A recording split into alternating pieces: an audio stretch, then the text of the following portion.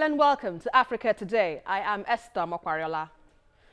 Africa is a continent on the move where beyond the burden of development and the failings of government, nature and culture combines to create a timeless appeal for historians and a museum for curiosity of travelers. The continent is home to a wealth of archaeological sites, historic monuments, beautiful coastlines, and breathtaking landscapes as mountains, waterfalls, lush vegetations, and wildlife help to connect the dots and fill up the spaces of nature. And so we ask, what are your thoughts on the state of tourism and travel in Africa? You can join the conversation and share your thoughts with us on Twitter at TVC News NG. We take a report, and Africa Today will continue. Welcome on board. It is my honor to read for the third time a bill for a law to provide for the establishment of the Lagos State Tourism Promotion Agency and for connected purposes. After 2 years of legislative tinkering, the bill to establish the Lagos State Tourism Promotion Agency was finally passed into law. It seeks to make Lagos a major tourism destination. What do we do in other clients when we travel there? It's just to make sure that we, enjoy the tourist attractions in those countries. So why can't we develop our the tourist centers in Lagos State? You understand? And we cannot just develop it in vacuum. So we need law to do it. And that's why the State House of Assembly has, taken it upon itself to pass this law. The state government is worried Lagos waters and its many tourist potentials are not being put to maximum use. Lagos State will have what we call tourist attraction site centers within the state, but we have not really captured it the way it has been captured, like if you go to Dubai and if you go to Saudi Arabia, you understand? So after looking at the potentials of the state in terms of tourists in Lagos State, looking at Ilegushi Beach, looking at Atikan Beach, looking at our Eyo Festival, the only way we could do now is to establish an agency, you understand, that will be saddled with that responsibility of taking up that challenge to showcase the state domestically and internationally. Look at London as old as it is, a very old city. It's still the #1 attraction in the world. Everybody wants to be to London from all over the world. Look at New York. Look at as recent as Dubai is. Look at what it has become. But we need to work hard on Lagos. And Lagos can get it because Lagos has what it takes.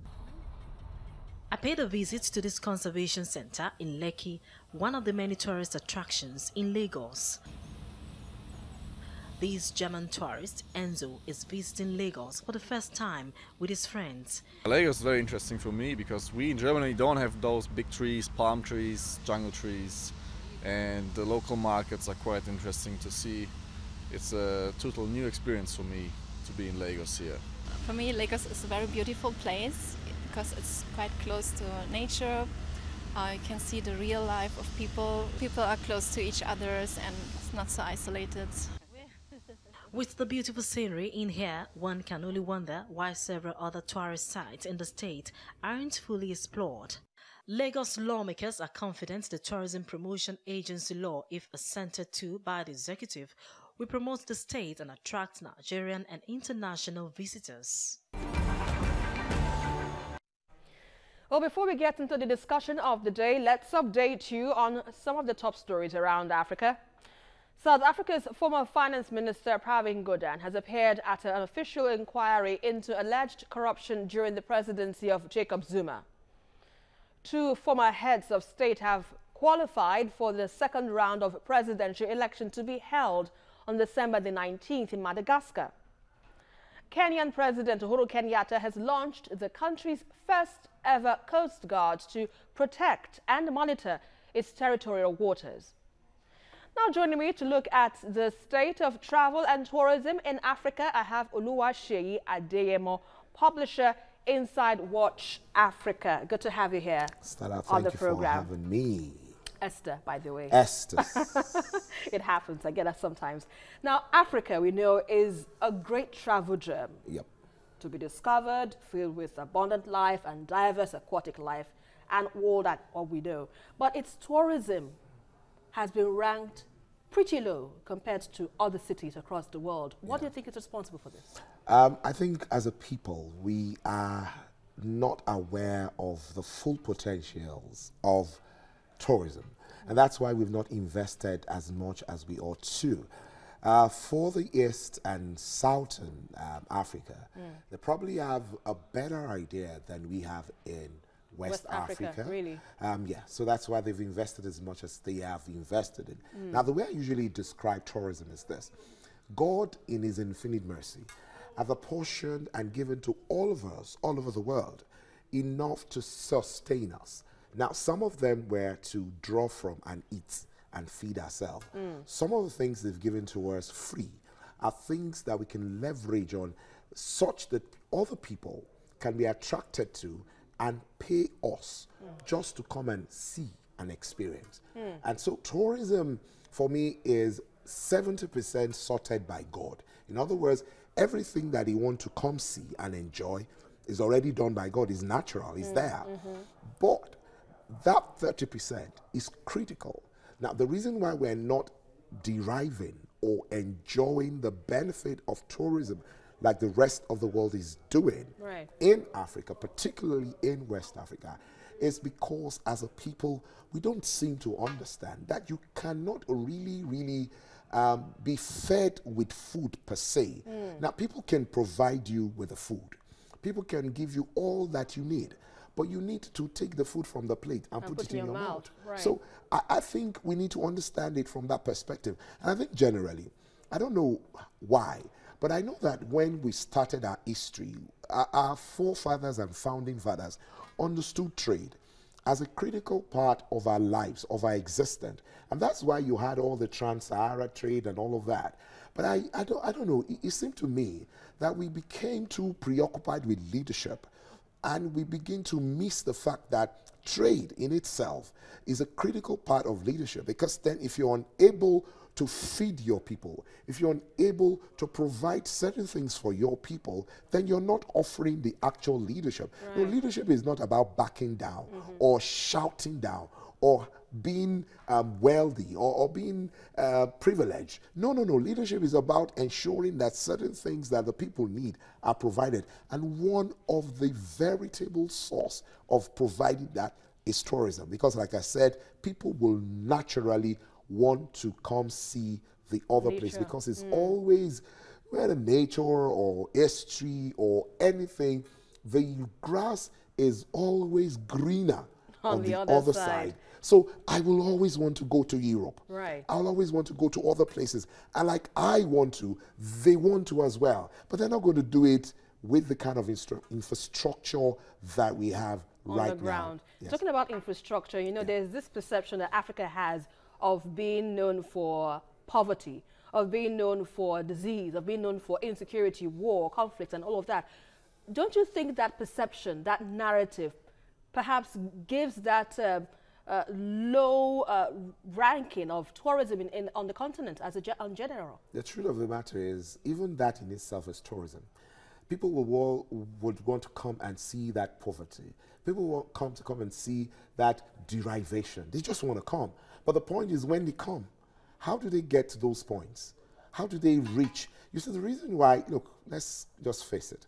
The reason why people travel as much as they travel in the developed environment is because traveling is cheap and it's comfortable.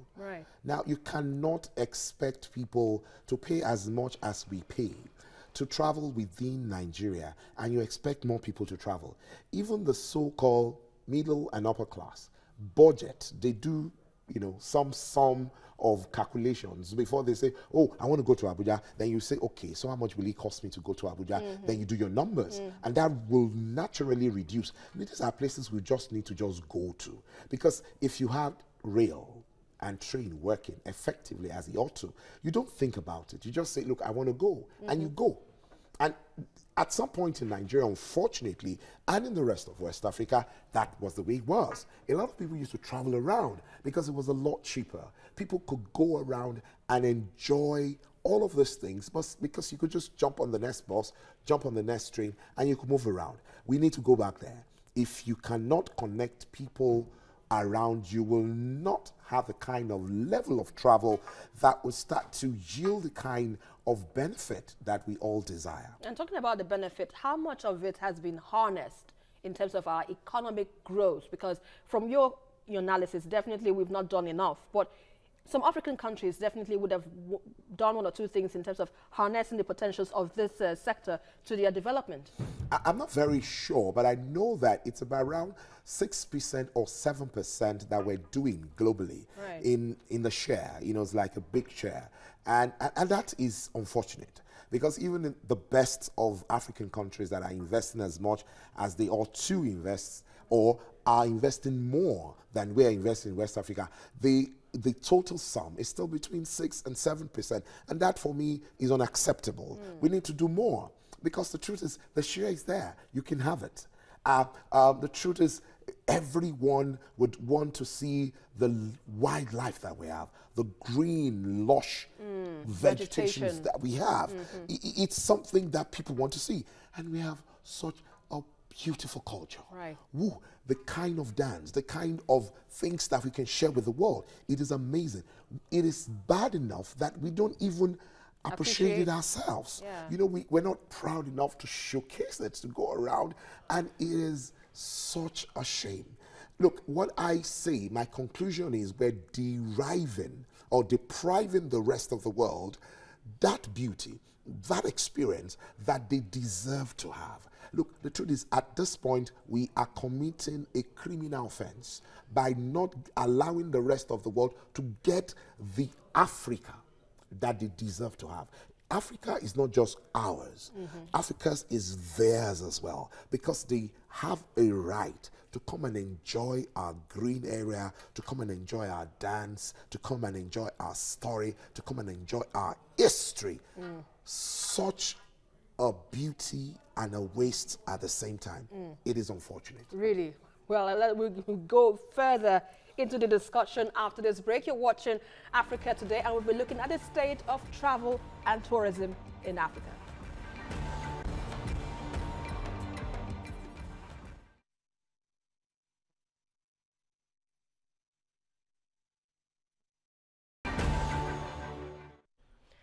According to statistics, tourism represents an estimated 10% of the world's GDP, which amounts to 1 in every 10 jobs, plus a gold mine of prospects and potentials Africa is yet to maximize.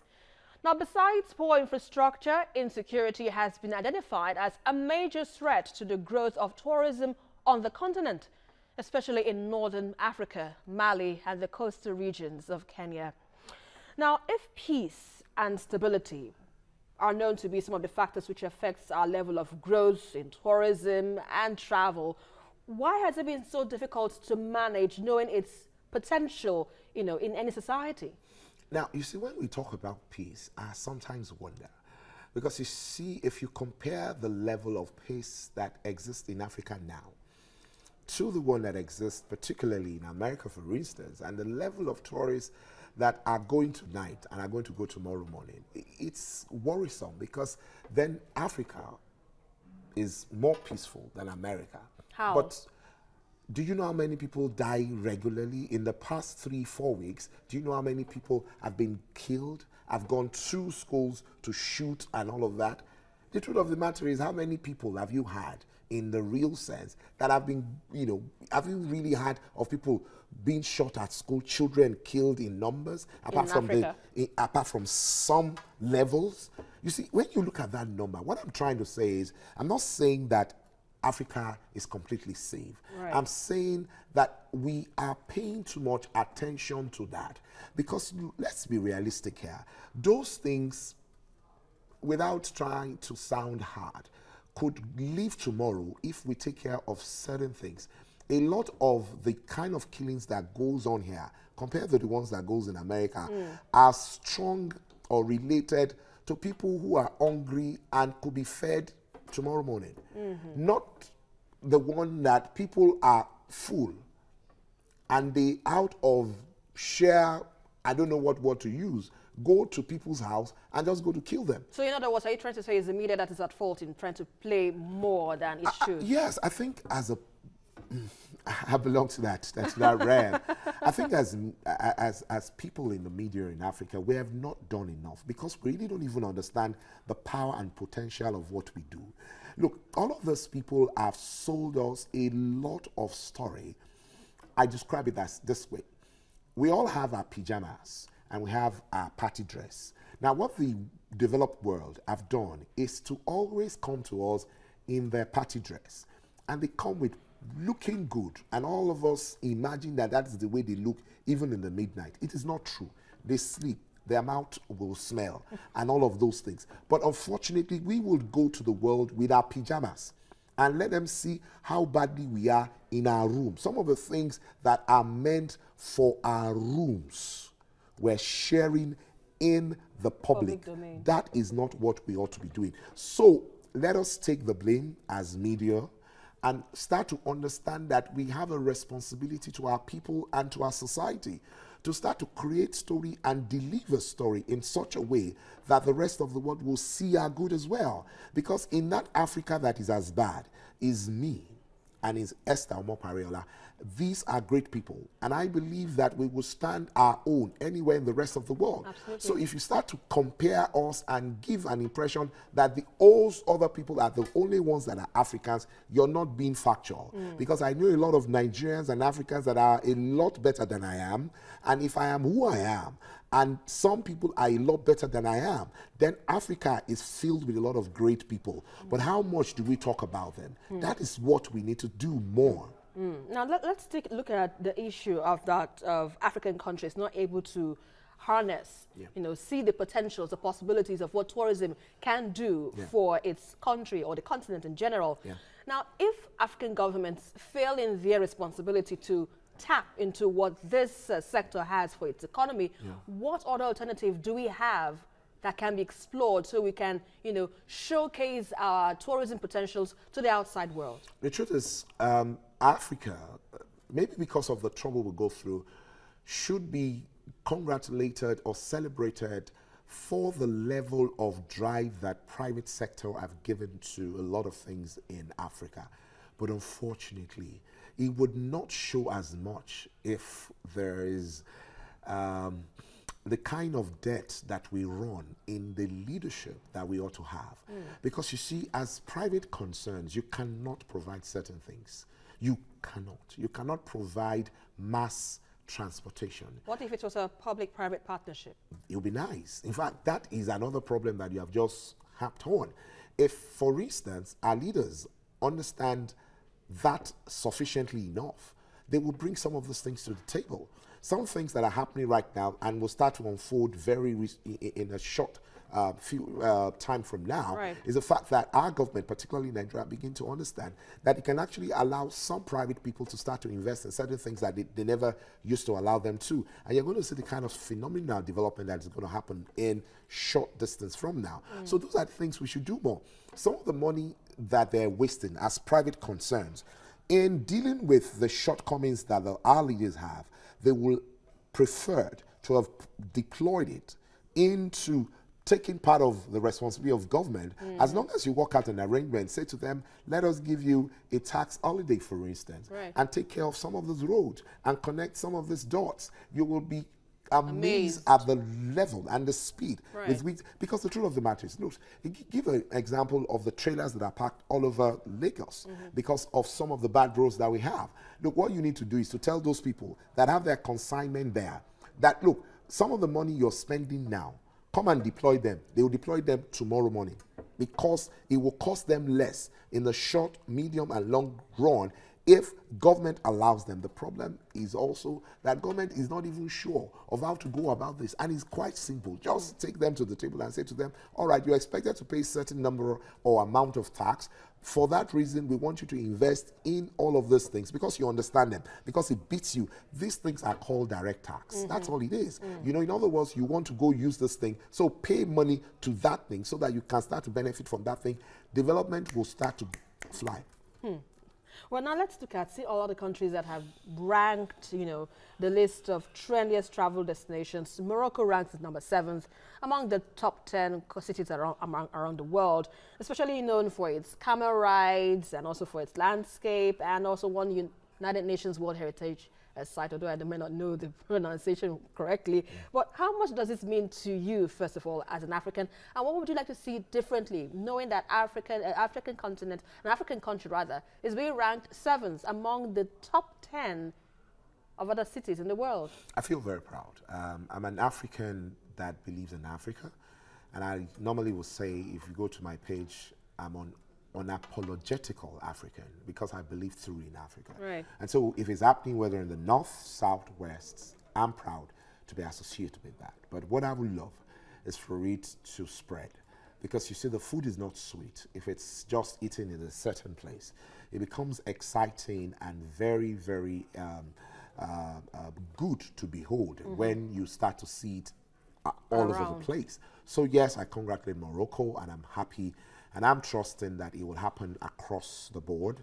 But as an African, I'm very proud for their achievement. But would you rather see us to be number 1 than number 7? Oh, certainly. I mean, the truth is, in tourism, Africa's got the potential to be number 1. Like I said, some of the things we can share, maybe because I'm an African, I think it would, the rest of the world don't have it. You might say that, oh, because it's African, is so passionate about it. Yes, I am. So what are those things that you think we can share, you know, apart from what you mentioned earlier? Food. I believe... what particular food? Okay, I'm Yoruba, but I love edikaikong. Edikaikong is a fantastic food. I mean, the taste, the way it rolls in your mouth, the aftertaste of it, you don't want me to start to talk about it. It's exciting. And I feel pain that we cannot take it to the level of Chinese food. We can. We have the food to take to that level. Fura de Nunu, and the list goes on. And the list goes on. There's so much. I'm not even talking about Yoruba food already. Right. I'm talking about certain other foods in other areas. They're fantastic African food. And some of the ones that I've even eaten in South Africa, for instance, their pap is fantastic. We have amazing food in Africa. Yeah, and I'd like to try one of those foods myself. I think you should. So which is your favorite destination and why in Africa? I think everybody out there will know South Africa. Really? Fantastic place. Why? South Africa, to me, is that story of, oh, it would have gone too, down deep.